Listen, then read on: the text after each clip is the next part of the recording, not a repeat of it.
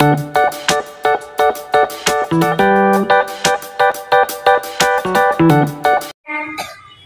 علیکم، میرا نام تسنیم ہے، میں دوم جماعت میں پڑھتی ہوں۔ آج میں آپ کے سامنے مولانا ابوالکلام آزاد ان کی یوم پیدائش کے موقع پر اپنے خیالات کا اظہار کرنا چاہتی ہوں۔ امید ہے آپ بغور سماعت فرمائیں گے۔ آپ کی پیدائش 1888 مکہ میں ہوئی۔ اس وقت ان کے والد مکہ میں رہتے تھے۔ ان کے والد کا نام محمد خیر الدین تھا، ان کے والدہ کا نام عالیہ بیگم تھا، ان کی بیوی کا نام زلیخا بیگم تھا۔ ان کے والد اپنے زمانے کے عالم دین مشہور وائس تھے۔ مولانا آزاد کی پرورش ایسے خاندان میں ہوئی جو مذہبی مزاج رکھتا تھا۔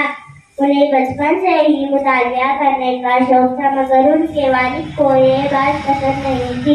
مولانا آزاد سچے محب وطن تھے۔ وطن کی آزادی کے لیے بہت سی مصیبتیں جھیلی۔ آزادی کے بعد پہلے وزیر تعلیم مولانا آزاد ہی بنے۔